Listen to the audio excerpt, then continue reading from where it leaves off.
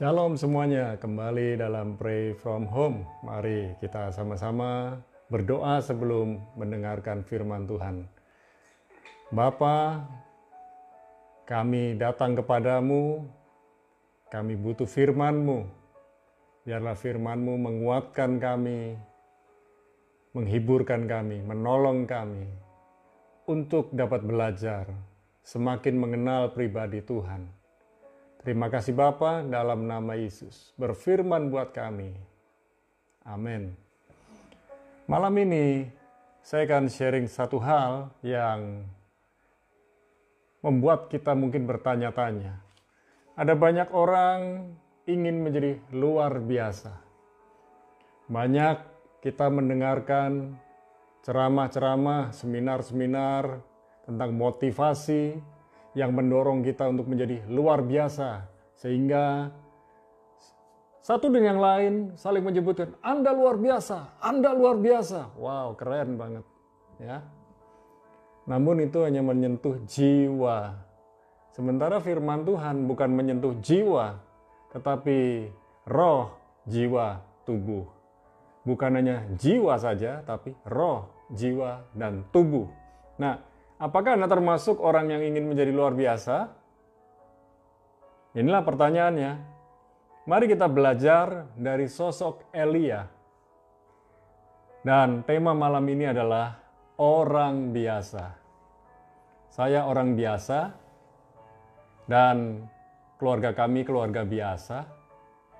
Namun kita mau temukan rahasia dari Elia yang dapat kita pelajari dari orang biasa ini. Yakobus 5 ayat 17. Yakobus 5 ayat 17. Elia adalah manusia biasa, sama seperti kita, dan ia telah bersungguh-sungguh berdoa supaya hujan jangan turun, dan hujan pun tidak turun di bumi selama 3 tahun dan 6 bulan. Elia adalah manusia biasa, sama seperti kita. Dan ia telah bersungguh-sungguh berdoa supaya hujan jangan turun, dan hujan pun tidak turun di bumi selama 3 tahun dan 6 bulan. Wow, itu dilakukan oleh manusia biasa, orang biasa. Kita sama-sama orang biasa, kecuali saudara selalu menganggap diri saudara luar biasa. Gih monggo, ya. Nah, hal yang pertama yang kita mau belajar, Elia manusia biasa. Arti kata Elia, Tuhan adalah Allah. Tuhan adalah Allah, itulah arti nama Elia. Elia hidup pada zaman yang, wow, itu perjuangan berat. Karena Elia hidup pada zaman Raja Ahab dan Ratu Isabel. Dan saudara bisa tahu, pada zaman Raja Ahab dan Ratu Isabel itu ada 450 nabi Baal dan 400 nabi Asyerah. Ya. Dan Elia ini berasal dari Tisbe, daerah Gilead. Nah, saudara bisa cari nanti di kamus Alkitab, ketik aja Tisbe, Gilead. Ya, nanti saudara akan menemukan. Nah, saya menemukan begini, Elia manusia biasa. Dalam NIV, New International Version, dikatakan Elia itu human being, manusia biasa, human being. Kemudian di dalam GNB, Good News Bible, dikatakan same kind of person as we are. Sama seperti kita, orang yang sama seperti kita. Dalam NKJV, New King James Version, dikatakan a man with a nature like ours. Seorang manusia yang punya kehidupan sama seperti kita. Jadi, Elia dan kita sama-sama biasa. Namun, ini yang kita mau pelajari lebih lanjut. Elia manusia biasa. Yang kedua, Tuhan selalu luar biasa. Haleluya. Saya manusia biasa, tapi Tuhan saya luar biasa. Karena saya ikut Tuhan yang luar biasa, saya menjadi luar biasa. Jadi bukan saya luar biasa karena kata-kata motivator. Kamu luar biasa, kamu luar biasa. Iya, waktu kita ada di ruang seminar, kita bersemangat. Sampai di rumah, masih semangat. Besok masih semangat. Minggu depan masih semangat. Sebulan, belum tentu. Ini kuncinya, Elia sungguh-sungguh berdoa. Dalam Yakobus 5 ayat 17 dikatakan, Elia sungguh-sungguh berdoa. Pertanyaannya, andai kata ayat ini diganti dengan nama kita masing-masing. Misalnya, David adalah manusia biasa sama seperti kita, dan David telah sungguh-sungguh berdoa. Pertanyaannya, apakah kita ini sungguh-sungguh berdoa? Kuncinya sebetulnya simple sekali, sederhana sekali, yaitu sungguh-sungguh berdoa. Dan apa yang dikerjakan oleh Elia? Elia berdoa dan meminta mujizat. Sekali lagi saya baca Yakobus 5 ayat 17-18. Elia adalah manusia biasa sama seperti kita, dan ia telah bersungguh-sungguh berdoa supaya hujan jangan turun, dan hujan pun tidak turun di bumi selama 3 tahun dan 6 bulan. Ayat 18. Lalu ia berdoa pula, dan langit menurunkan hujan, dan bumi pun mengeluarkan buahnya. Wow. Seorang manusia biasa, namun punya kunci kehidupan yang sangat dahsyat, yaitu sungguh-sungguh berdoa. Dia tahu Allahnya luar biasa, Tuhannya luar biasa. Kita tahu sekarang Tuhan kita luar biasa. Asal kita sungguh-sungguh berdoa, sama seperti Elia, maka mujizat demi mujizat bisa kita alami. Namun, bukan berarti semua permintaan kita diperhatikan Tuhan untuk dikabulkan Tuhan, disetujui oleh Tuhan. Belum tentu, karena Elia setuju dengan kehendak Tuhan. Saudara yang dikasih Tuhan, Elia dipakai Tuhan untuk membereskan nabi-nabi Baal yang jumlahnya 450. Tercatat dalam 1 Raja 18 ayat 40, 1 Raja-Raja 18 ayat yang ke-40. Saya akan bacakan. Kata Elia kepada mereka, tangkaplah nabi-nabi Baal itu, seorang pun dari mereka tidak boleh luput. Setelah ditangkap, Elia membawa mereka ke sungai Kison dan menyembelih mereka di sana. Jumlahnya berapa? 450 nabi-nabi Baal. Memang ada lagi 400 nabi Asyera di ayat-ayat sebelumnya, tapi yang di sini difokuskan adalah 450 nabi Baal yang bertanding, yang berlomba untuk mempersembahkan korban. Supaya ada api dari surga menyambar korban. Sementara nabi-nabi Baal bersusah payah, bahkan sampai diejek oleh Nabi Elia. Nabi Elia melakukan yang berbeda. Dia tidak pakai cara-cara Nabi Baal, dan korbannya disambar oleh Tuhan, oleh api kemuliaan. Saudara yang dikasih Tuhan, gaya doa Elia ini juga unik. Dalam 1 Raja-Raja 18 ayat 42, setelah Elia mengalahkan nabi-nabi Baal, 450 orang, bayangan satu melawan 450 orang. Bukan soal jumlah sebetulnya, tapi siapa yang bersama kita. Siapa yang bersama kita itu jauh lebih penting daripada siapa yang kita hadapi.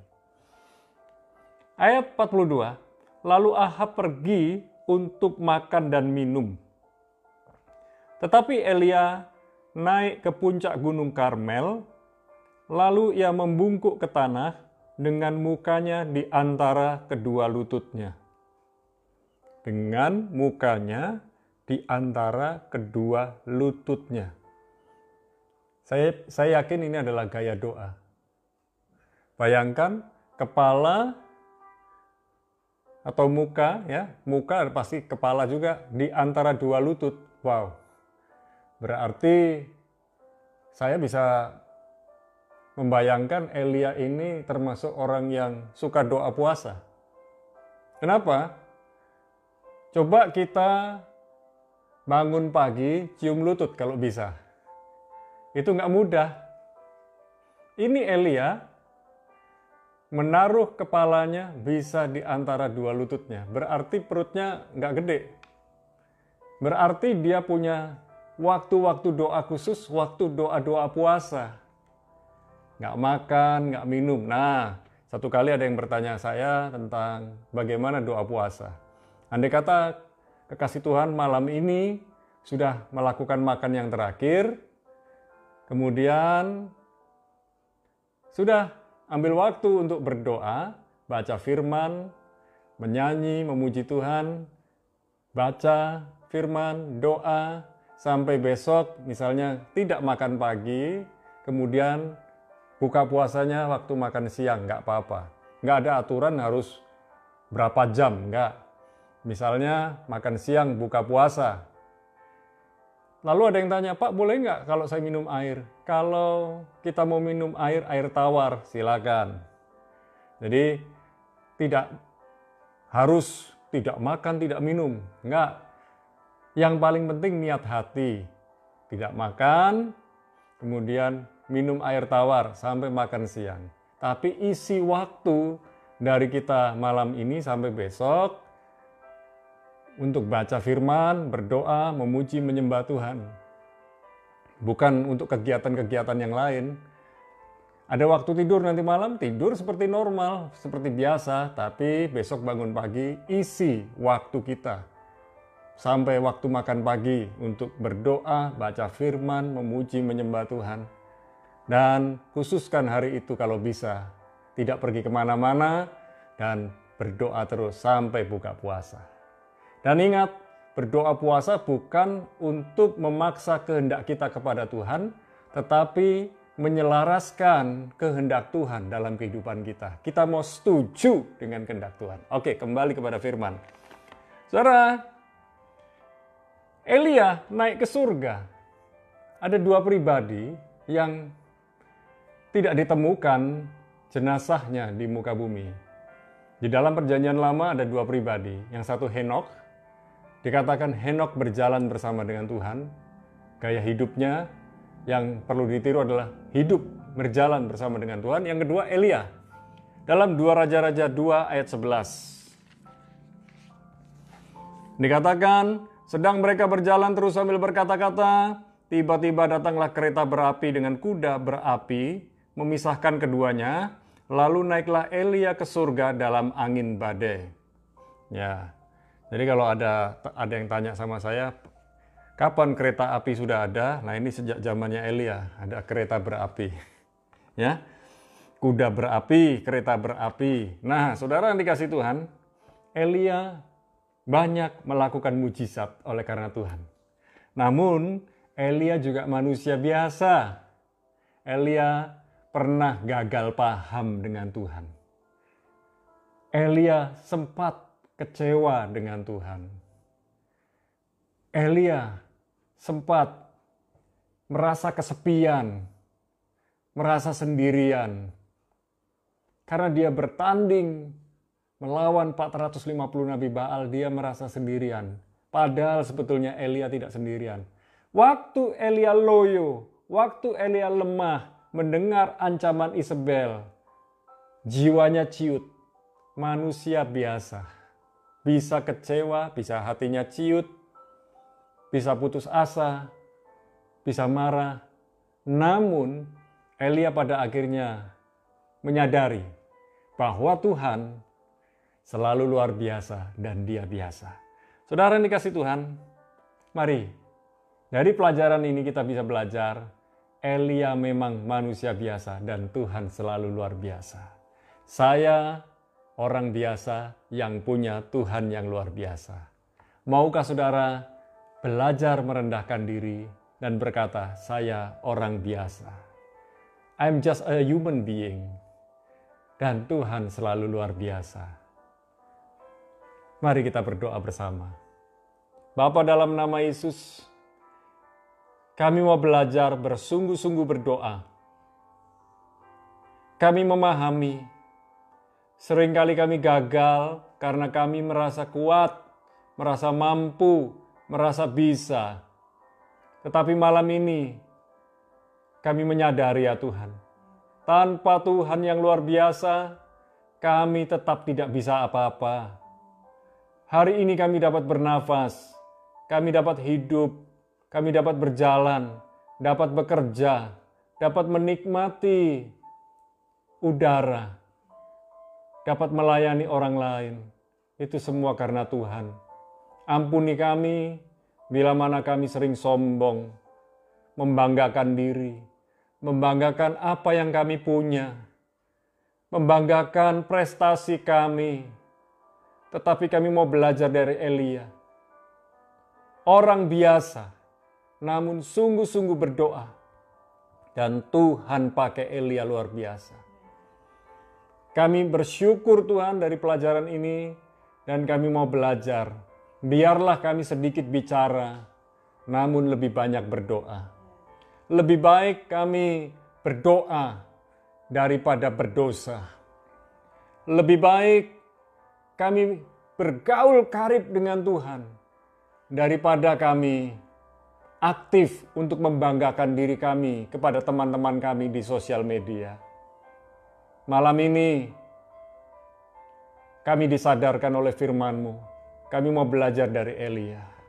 Orang biasa yang punya Tuhan luar biasa. Bapa, dalam nama Yesus, kami berdoa bersama dengan para kekasih Tuhan.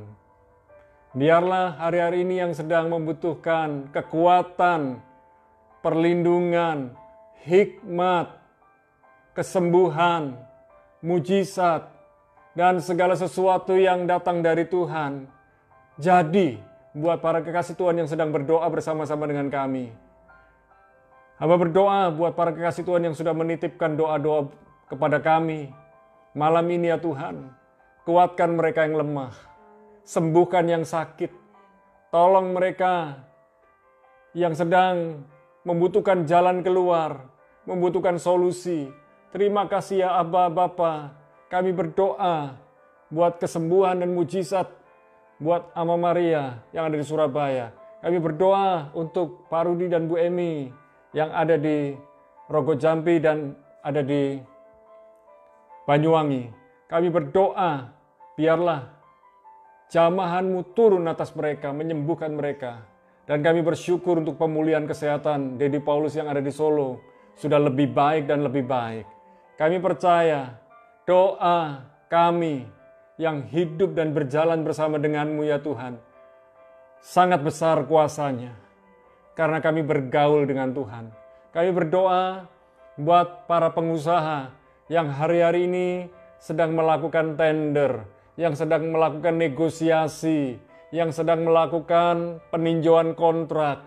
Kami berdoa, Tuhan turut campur sehingga kontrak-kontrak yang akan ditandatangani, termasuk tender-tender, rencana prakerja, dan rancangan-rancangan lainnya. Tuhan yang turut campur, Tuhan yang melembutkan hati dari rekan-rekan mereka, partner-partner mereka yang sedang berunding.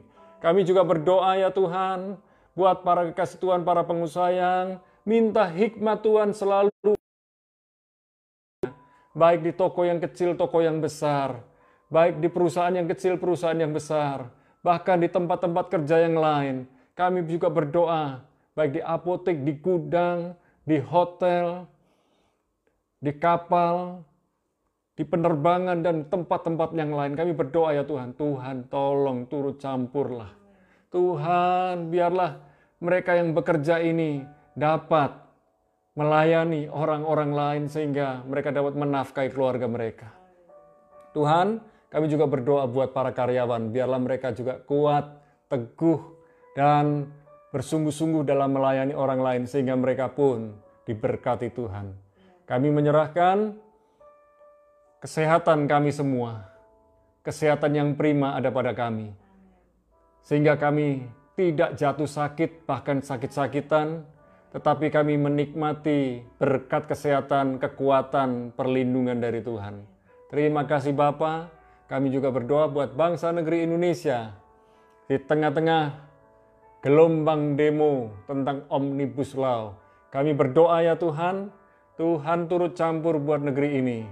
Presiden Jokowi sudah mencanangkan akan menandatangani undang-undang Omnibus Law ini, karena ini merupakan terobosan buat bangsa Indonesia, terobosan yang benar, terobosan yang baik.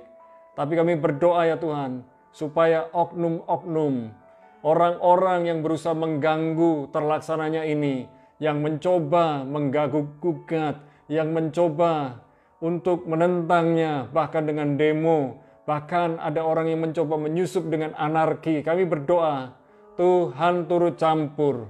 Tuhan dengan para malaikat Tuhan turut campurlah untuk bangsa negeri ini. Kami minta bangsa negeri Indonesia adalah negeri yang tertib, damai, sejahtera, aman. Dan kami berdoa bangsa Indonesia tertib dalam menjaga protokol kesehatan. Terima kasih Bapa, kami bersyukur, kami berdoa. Pertolongan-Mu sungguh ajaib buat bangsa negeri Indonesia. Kami menyerahkan bangsa Indonesia ke dalam tangan Tuhan. Terima kasih Tuhan, dan malam ini kami mau beristirahat. Biarlah berkat-Mu turun atas kami semua, di dalam nama Bapa, Putra, dan Roh Kudus, di dalam nama Yesus kami bersyukur dan berdoa. Sama-sama katakan amin. Tuhan menolong saudara, tetap rendah hati. Haleluya.